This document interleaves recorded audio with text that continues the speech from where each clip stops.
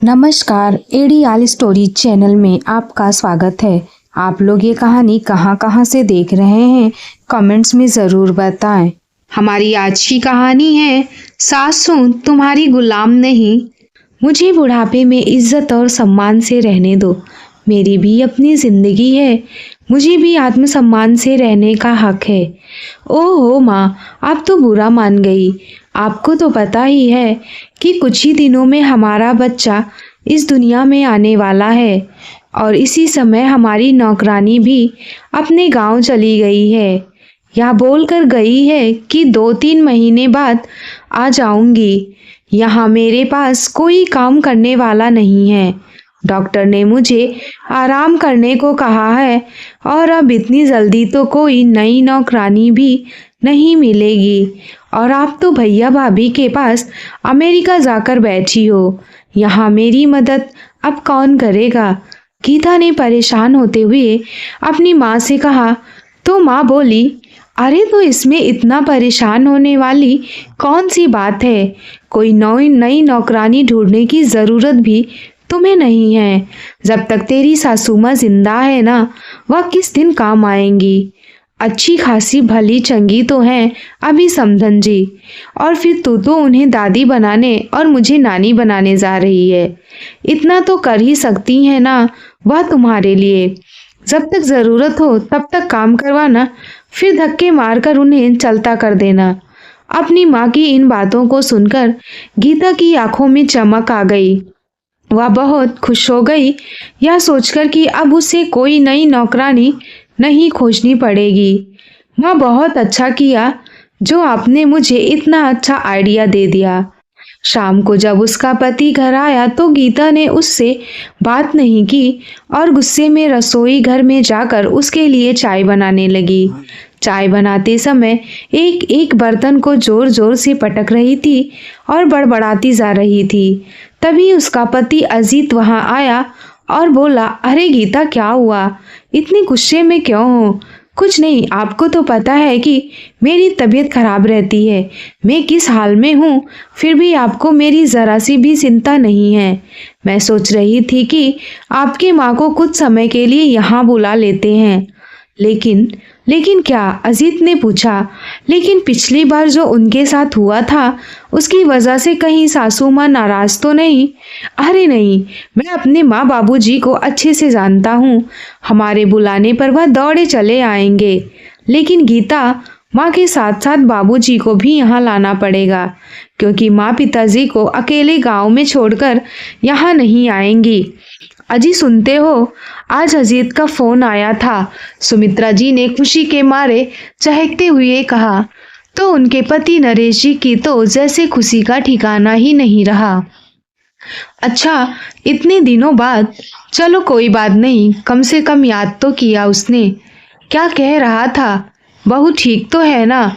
और वहाँ सब कुछ ठीक चल रहा है? हाँ, सब कुछ ठीक है। दरअसल बहू माँ बनने वाली है, उसकी डिलीवरी का समय नज़दीक आ रहा है, इसलिए उन लोगों ने हमें अपने घर पर बुलाया है। क्या बात सुनकर नरेश जी बहुत खुश हो गए। उधर सुमित्रा जी की खुशियां तो 7वें आसमान पर थी। लेकिन अचानक ही सुमित्रा जी पिछली बातों को याद करके फिर से उदास हो गई। दरअसल 2 साल पहले सुमित्रा जी और नरेश जी अपने बेटे बहू के साथ एक ही घर में रहते थे, लेकिन सुमित्रा जी के रहने से उनकी बहू गीता को अपनी मनमानी करने की छूट नहीं मिलती थी, इसलिए गीता को अपनी सास फूटी आंख भी ना सुहाती थी। फिर एक दिन गीता ने अपने सास ससुर को अपने पास से भगाने के लिए एक साजिश रची। गीता ने अपने पुश्तैनी हार जो उसे उसकी शादी में मिले थे, वह हार उसने अपनी सासू माँ के बक्से में ले जाकर डाल दिया, क्योंकि वह जानती थी कि उसकी सास तो सीधी सादी है, वह कुछ नहीं कर पाएंगी। फिर उस हार को ढूंढने का नाटक करने लगी। खोजते खोजते उनका बेटा अजीत माँ का बक्सा भी देखा तो वह हार उनके बक्से में से मिला। बेटे को लगा कि उसकी माँ ने उसकी पत्नी के हार को चुराया है। यह बात सुनते ही बहू ने तो हंगामा ही खड़ा कर दिया और खूब खरी खोटी सुनाई। सुमित्रा जी और नरेश जी चुपचाप खड़े अपमान का घूंट पी रहे थे और अजीत अपनी पत्नी के सामने कुछ बोल ही नहीं पाया। फिर पत्नी के कहने पर उसने अपने माँ बाबूजी की कोई परवाह न करते हुए उन्हें धक्के मारकर घर से बाहर कर दिया। सुमित्रा जी और नरेश जी अपने सम्मान की रक्षा करते हुए अपने गांव में के घर में रहने के लिए आ गए थे। सुमित्रा जी अपनी पिछली यादों में गुम थी। इतने में नरेश जी बोले, अरे सुमित्रा, किन बातों में खो गई हो तुम? अभी तक सोच ही रही हो? तुम जल्दी से सारा सामान पैक करो। नरेश जी ने अपनी पत्नी सुमित्रा से कहा, तुम तो जानती हो सुमित्रा, अजीत की शादी को करीब 7 साल हो गए हैं और सालों बाद अब जाकर हमारे बेटे बहू के घर पर खुशियां आ रही हैं। हमें उनकी खुशी में शामिल होना चाहिए। जी ठीक है, मैं ज़रा अपनी पड़ोसन को बोलकर आती हूँ कि हम कुछ समय के लिए अपने बेटी बहू के घर जा रहे हैं। दरअसल नरेश जी और सुमित्रा जी के पास गांव में 2 घर थे, इसलिए उन्होंने एक गरीब परिवार को अपना दूसरा घर रहने के लिए दे दिया था, जहां पूनम और राजू अपने प्यारे से बेटे रुद्र के साथ रहते थे। वे दोनों घर पर ही टिफिन सर्विस का काम करते थे। पास में ही एक हॉस्टल था और कुछ लोग नौकरी करने वाले भी आसपास में रहते थे, तो उनका धंधा भी अच्छा चल रहा था। कुछ ही सालों में सुमित्रा जी और पूनम का एक दूसरे के साथ खास लगाव हो गया था। पूनम के बेटे रुद्र को सुमित्रा जी ने अपने पोते जैसा समझती थी। रुद्र भी उन्हें सगी दादी से भी ज्यादा प्यार करता था। अरे पूनम, ओ पूनम, सुमित्रा जी ने आवाज लगाई। जी आंटी जी, पूनम रसोई घर से बाहर आकर बोली। पूनम, एक खुशखबरी है, मैं जल्दी ही दादी बनने वाली हूँ। अरे वाह आंटी जी, यह तो बड़ी खुशी की बात है। सुमित्रा जी की खुशी में शामिल होते हुए पूनम बोली, और हाँ पूनम, हमारे बेटे ने पूरे 1 साल की तैयारी करके आने को बोला है। अभी तो सारी पैकिंग पड़ी है, तुम अपना टिफिन का काम निपटाकर मेरी मदद करने आ जाओ। सुमित्रा जी बोली तो इतने में राजू की आवाज आई, पूनम, टिफिन का काम मैं संभाल लूंगा, तुम जाकर आंटी जी की मदद कर दो। पूनम ने सुमित्रा जी की पैकिंग करने में मदद की और सुमित्रा जी के साथ मिलकर उनकी बहू के लिए मेवे के लड्डू भी बनवा दिए।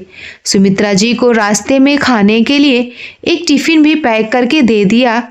दोपहर की ट्रेन से दोनों अपने बेटे के घर जाने के लिए रवाना हो गए। उधर अजीत उन्हें स्टेशन पर लेने आया था। अपने बेटे के साथ सुमित्रा जी और नरेश जी जैसे ही घर पहुंचे तो उनकी बहू आकर उनके पैर छुए। सुमित्रा जी और नरेश जी ने सारे मन मुटाव भुलाकर उसे खूब सारा आशीर्वाद दिया। सुमित्रा जी ने घर पहुंचते ही घर के सारे कामों की जिम्मेदारी अपने माथे ले ली। सारा घर जो काम वाली बाई के ना रहने पर बिखरा हुआ था, सुमित्रा जी ने आते ही बड़ी कुशलता के साथ सब कुछ व्यवस्थित कर दिया। रोजाना अपनी बहू को स्वादिष्ट और पौष्टिक खाना बनाकर खिलाती। बहू की बातों में तो जैसे मिश्री ही घुल गई थी। सारा दिन माजी माजी करके उनसे अपने सारे काम करवा लेती थी। फिर 2 महीने बाद निश्चित समय पर गीता ने एक बेटे को जन्म दिया। दादा दादी के तो जैसे पांव ही जमीन पर नहीं पड़ रहे थे। अजी, ये तो बिल्कुल मुझ पर गया है, सुमित्रा जी पोते को गोद में लेकर बोली। फिर नरेश जी उसे अपने गोद में लेकर बोले, जी नहीं, मेरे पोते का नैन नक्श तो बिल्कुल मेरे जैसा है। अरे इसने तो मुझे गीला ही कर दिया। सभी लोग ठहाके लगाकर हंसने लगे। पोता होने के बाद सुमित्रा जी ने बहू की खूब सेवा की। पोते का ख्याल रखना, रसोई घर का खाना बनाना, झाड़ू पोछा बर्तन, घर का बाकी सारा काम करना, बहू के लिए एक अलग से खाना बनाना। सुमित्रा जी की अब उम्र हो चुकी थी, लेकिन फिर भी बहू को कोई तकलीफ ना हो यह सोचकर उसकी सेवा में हाजिर रहती थी। उनके घुटनों में बहुत दर्द रहता था। इसके बावजूद सुमित्रा जी घर का सारा काम बड़ी सरलता के साथ कर रही थी। नरेश जी भी घर के कामों में उनका हाथ बटा देते थे। देखते ही देखते 4 महीने बीत गए। पोते के लाड दुलार में सुमित्रा जी और नरेश जी का समय कैसे बीतता गया पता ही नहीं चला। धीरे धीरे पोते को भी अपने दादा दादी के हाथों की पहचान हो चुकी थी। यह बात बहू गीता को खटकने लगी। कुछ ही दिनों के बाद गीता की काम वाली बाई भी अपने गांव से वापस आ गई। सुमित्रा जी ने लाख मना किया कि उस काम वाली बाई को अब मत रखो, लेकिन गीता नहीं मानी। माँ जी, आप दिन भर काम करके और बच्ची को संभाल कर थक जाती हैं, इसलिए इस काम वाली बाई को रहने देते हैं। एक दिन जब सुमित्रा जी पोते को चम्मच से दूध पिला रही थी तो पोते ने थोड़ी खांसी करते हुए उल्टी कर दी। बस फिर क्या था, गीता को तो जैसे बहाना मिल गया अपनी सासू माँ पर अपनी भड़ास निकालने का। उसी दिन से गीता और अजीत ने बेटे की देखभाल के लिए एक आया रख ली और बेटे की सारी जिम्मेदारी आया को ही दे दी। लेकिन सुमित्रा जी का मोह तो पोते में ही अटका हुआ था, इसलिए ममता बस कभी कभी पोते को गोद में उठा लेती थी। एक दिन बेटा बहू दोनों कहीं बाहर गए हुए थे तो बेटे को आया को देकर गए थे। बेटा लगातार रोए जा रहा था। आया उसे चुप कराने की कोशिश में लगी थी, लेकिन बेटे का रोना बंद नहीं हो रहा था। सुमित्रा जी से अपने पोते का रोना देखा नहीं गया और आया के हाथ से पोते को ले लिया और उसकी नजर उतारते हुए आया से बोली, कभी कभी बच्चों को हमारी ही नजर लग जाया करती है। पोता कुछ ही देर में चुप हो गया और दादी का स्पर्श पाकर मुस्कुराने लगा। कुछ देर में जब बेटा बहू वापस आए तो आया ने उनके कान भर दिए। मैडम, जब मेरी जरूरत थी ही नहीं तो आप मुझे काम पर क्यों रखा? आपके सास ससुर तो बच्चे को छूने भी नहीं देते, मुझसे छीन लेते हैं। अब मैं आपके घर का काम नहीं करूंगी। दोनों पति पत्नी सुमित्रा जी पर ही बरस पड़े और आया को मनाने लगे। सुमित्रा जी और नरेश जी अपमान का घूंट पीकर रह गए। करते भी तो क्या करते, पोते के मोह में बेटा बहू का घर भी छोड़कर नहीं जाना चाहते थे। सुमित्रा जी कमरे में जाकर आंसू बहाने लगी। बहू तो पराये घर से आई थी, लेकिन बेटा तो अपना ही था। अब तो मुझे शर्म आती है उसे अपना बेटा कहते हुए। अब तो यह हाल हो गया था कि सारा दिन बैठकर बच्ची को आया संभालती, घर का सारा काम सुमित्रा जी करती और बहू अपनी माँ के साथ दिन भर फोन पर बतियाती रहती। कभी कभी फेसबुक, इंस्टाग्राम या रील्स बनाने में लगी रहती। सुमित्रा जी पर रसोई घर की सारी जिम्मेदारी पड़ गई थी। यहाँ तक कि आया का खाना भी सुमित्रा जी को ही बनाना पड़ता था। और नरेश जी अपनी पत्नी की यह हालत देखकर मन ही मन कोसते रहते थे कि काश हम लोग यहाँ नहीं आते। एक दिन बहू गीता ने सासू माँ से कहा, माँ जी, मेरी कुछ सहेलियाँ घर पर आ रही हैं तो उनके लिए कुछ नाश्ता और चाय कॉफ़ी बना दीजिएगा। शाम को जब बहू की सहेलियाँ घर पर आई तो पूरे आदर सम्मान के साथ सुमित्रा जी ने उन्हें बिठाया। अपने हाथों से लजीज नाश्ते बनाकर खिलाएं। उनके आओ भगत में कोई कमी नहीं रखी और रसोई घर में जाकर बर्तन साफ करने लगी। लेकिन अचानक उन्होंने जो सुना उन्हें अपने कानों पर यकीन नहीं हुआ। बहू की सहेलियां उससे कह रही थी, गीता, तुझे काम वाली बाई तो बहुत अच्छी मिली है। इतना लजीज खाना जो बनाती है, कितना पगार लेती है। हमारे लिए भी ऐसी ही कोई काम वाली बाई ढूंढ के दे दो। ऐसा सुनकर गीता हंस पड़ी, लेकिन उससे इतना भी ना कहा गया कि यह नौकरानी नहीं बल्कि उसकी सासू माँ है। थोड़ी देर बाद सुमित्रा जी अपने हाथ धोकर अंदर आई और सबके साथ बैठ गई। बहू की सहेलियां कुछ सकपका गई तो सुमित्रा जी बोली, आप लोगों की जानकारी के लिए बता दूं कि मैं कोई नौकरानी नहीं बल्कि आपकी सहेली की सास हूं। सोचा आपकी सहेली ने आपको नहीं बताया तो मैं ही बता देती हूँ। सारी सहेलियां चौंक गई और हैरानी से गीता की तरफ देखने लगी। सुमित्रा जी बोली, बहू, माना कि घर में नौकरानी रखना तुम्हारे लिए स्टेटस की बात है, लेकिन अपनी ही सास को नौकरानी कह देना ये कहाँ का स्टेटस है। बहू का मुंह बन गया। उस समय तो वह चुपचाप खड़ी रही, लेकिन अपनी सहेलियों के जाने के बाद उसने हंगामा ही खड़ा कर दिया। सुमित्रा जी और नरेश जी के लिए हैरानी की बात तो यह थी कि उनका अपना बेटा भी उनका पक्ष नहीं समझ पाया। माँ, आपको इतनी छोटी सी बात का बतंगड़ बनाने की क्या ज़रूरत थी? अजीत बोला, तो नरेश जी, जो आज तक अपने बच्चों के मोहवश अपना मुंह बंद किए बैठे थे, आज अपना धीरज खो बैठे। छोटी सी बात, तुम्हारी माँ को यहाँ नौकरानी समझा जा रहा है और तुम्हें यह सब बातें छोटी लग रही है। माफ करना बेटा, आज तक हम सब कुछ चुपचाप सहन कर रहे थे, पर अब पानी सर से ऊपर जा चुका है। अब यदि हम दोनों इस घर में एक पल के लिए भी रुके तो मेरी पत्नी का अपमान होगा। कहते हुए नरेश जी अपनी पत्नी के साथ सामान पैक करके जाने की तैयारी करने लगे। तभी सोचने लगे कि कहीं पोते का मोह उन्हें रोक न ले। उसे दूर से ही देखकर निकल गए। जिस बहू की उन्होंने इतने महीने सेवा की थी, उसी बहू ने बेइज्जती का इनाम देकर उन्हें घर से रवाना कर दिया और उनके अपने बेटे ने उन्हें रोका तक नहीं। नरेश जी और सुमित्रा जी शाम की पहली ट्रेन पकड़कर अपने घर वापस लौट आए। रह रहकर उनके मन में एक ही प्रश्न उठ रहा था कि उम्र के इस पड़ाव में जब बच्चों की सबसे ज्यादा जरूरत थी, तभी उनके बच्चे उनके साथ नहीं हैं। वह कैसे गुजारा करेंगे? पेंशन के पैसों के अलावा पैसे आने का और कोई रास्ता भी तो नहीं था उनके पास। और सारी जमा पूंजी उन्होंने अपने बेटे की पढ़ाई पर और उसका व्यापार बढ़ाने में खर्च कर दी थी। नरेश जी को तो अंदर ही अंदर यह सारी बातें कचोट रही थी। अपने घर जाने से पहले वह दोनों अपनी पड़ोसन पूनम और राजू के घर गए। उनके घर पहुंचते ही जैसे ही घंटी बजाई, पूनम और राजू घर के बाहर आने से पहले ही रुद्र आ गया। अरे दादी, आप आ गए? आप कहाँ गए थे हमें छोड़कर? तभी सुमित्रा जी ने रुद्र को अपने गले से लगा लिया। उधर उन्हें देखकर पूनम के चेहरे पर खुशी और हारने के भाव थे। वह समझ नहीं पा रही थी कि अंकल आंटी तो 1 साल का कहकर गए थे, फिर इतनी जल्दी वापस कैसे आ गए, वो भी सारा सामान लेकर। लेकिन कुछ ही देर में उनके चेहरे के भाव देखकर वह दोनों सारा मामला समझ गए।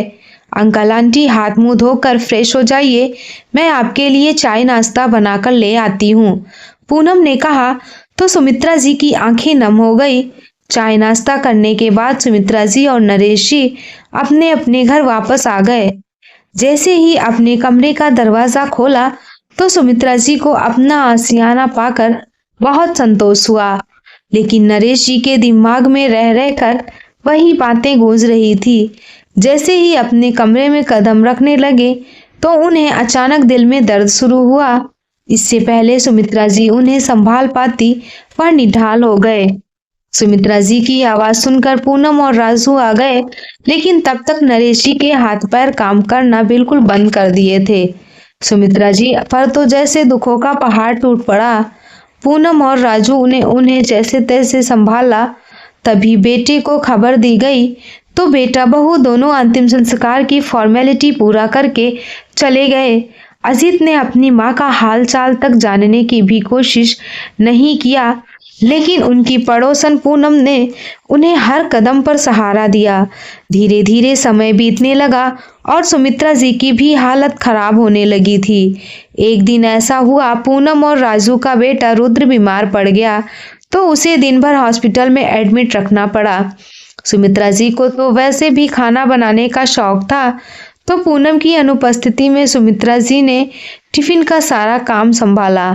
सभी ग्राहकों को उनका खाना बहुत अच्छा पसंद आया और हॉस्टल के बच्चे तो उनके खाने के दीवाने ही हो गए थे।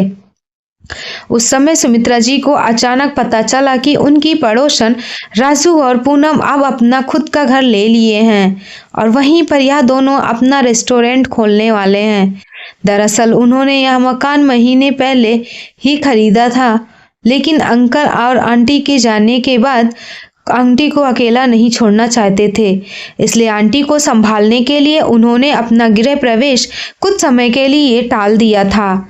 यह बात जानकर सुमित्रा जी भाव विभोर हो गई।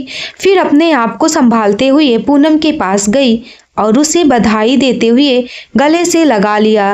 बेटा, मेरा इतना भी ख्याल मत रखो कि मैं तुम लोगों को जाने ही ना दूं। तभी पूनम बोली, माँ जी आप मेरे साथ मेरे घर में ही रहना। अरे नहीं बेटा, मैं यहाँ अकेले ही रह लूंगी, तुम लोग इसकी चिंता मत करो। सुमित्रा जी ने पूनम को दिलासा दिया कि वह बिल्कुल ठीक है और सारी तैयारी करवा कर उन्हें भारी दिल से विदा किया। लेकिन अब सुमित्रा जी बिल्कुल अकेली हो गई। इस उम्र में अपना गुजारा वह कैसे करे? जिस बेटे पर सारी जमा पूंजी खर्च कर दी, उसी ने मुझे बुढ़ापे में। यह सब सोचते हुए उनके गालों पर आंसू लुढ़कने लगे। आगे की जिंदगी कैसे कटेगी, यह सोचकर उनका दिल बैठा सा रहा था।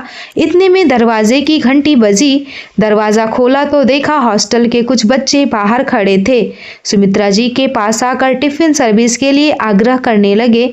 आंटी, आपके हाथ का खाना बहुत लाजवाब होता है, प्लीज आप टिफिन सर्विस शुरू कीजिए ना।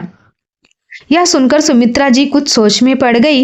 अंदर जाकर अपने पति की तस्वीर के सामने खड़ी होकर बोली, जी यह कैसे संभव है? इस उम्र में नया काम कैसे शुरू करूं? लेकिन इसमें हर्ज ही क्या है? अचानक सोचते सोचते उनकी आंखों में चमक आ गई। मन ही मन उन्होंने अपने जीवन को नई दिशा देने का निर्णय कर लिया। तभी सुमित्रा जी ने पूनम को फोन करके उसे अपने घर मिलने के लिए बुलाया और टिफिन सर्विस शुरू करने में उसकी मदद मांगी। 2 ही दिन में पूनम की मदद से सुमित्रा जी ने अपना काम शुरू कर दिया और अपनी मदद करने के लिए 2 लड़कियां भी रख ली थी, जो सारा दिन का भागदौड़ का काम करती थी। कुछ ही दिनों में उन्हें अच्छी कमाई होने लगी। कुछ हॉस्टल की लड़कियों को सुमित्रा जी से इतना लगाव हो गया कि उनके घर पर वह किराए पर भी रहने लगी। अब सुमित्रा जी का अकेलापन बिल्कुल दूर हो गया था। एक दिन कुछ लड़कियों ने सुमित्रा जी के खाने की तारीफ करते हुए उनके वीडियो बनाकर सोशल मीडिया पर डाल दी। देखते ही देखते वीडियो तो आग की तरह फैल गई और सुमित्रा जी के बने खाने की चर्चा दूर दूर तक होने लगी। अब तो उनका नाम और काम दोनों रोशन हो चुका था।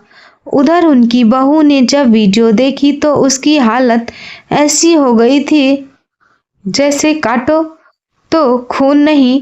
तुरंत अजीत को दिखाते हुए बोली, देखो तुम्हारी माँ के खाने की चर्चा पूरे देश में हो रही है, कितना कमाती होंगी। बाप रे बाप, तुम्हारी नौकरी से तो हमारे घर का गुजारा ही बड़ी मुश्किल से हो पाता है। अपनी माँ से ही कुछ मदद मांग लो, उनका काम इतना अच्छा है, चल रहा है, तो क्यों ना हम उन्हीं के पास जाकर रहें। और वैसे भी तुम्हारे पिताजी अब नहीं रहे तो माँ को भी अकेलापन लगता होगा। अपनी पत्नी की यह बातें सुनकर अजीत की हैरानी का तो ठिकाना न रहा। अपनी पत्नी का कहना मानकर अजीत अपनी माँ के पास जाने की तैयारी करने लगा। अगले ही दिन दोनों अपनी बेटे के साथ सुमित्रा जी के घर पहुंच गए। वहां का नजारा देखकर बहू की आंखें फटी की फटी रह गई। वहां तो जैसे मेला सा लगा हुआ था, सारी तरफ चहल पहल थी। मीडिया वाले माजी का इंटरव्यू ले रहे थे, उधर कैमरे से शूटिंग हो रहा था। यह सब देखकर दोनों पति पत्नी थोड़ी देर के लिए अलग से खड़े हो गए। अपने आप को आज वह अपने ही घर में अकेला सा महसूस कर रहे थे। सुमित्रा जी ने तो उन्हें बहुत पहले ही देख लिया था, लेकिन फिर भी उन्हें नजरअंदाज करके अपने काम में लगी रही। भीड़ कम होने पर बहू बेटा दोनों सुमित्रा जी के पास जाकर उनके चरणों में गिर गए। सुमित्रा जी ने चेहरे पर कोई भाव न दिखाते हुए उन्हें आशीर्वाद दिया। अपने पोते को इतने दिनों बाद देखकर प्यार किया और फिर अपने काम में लग गई।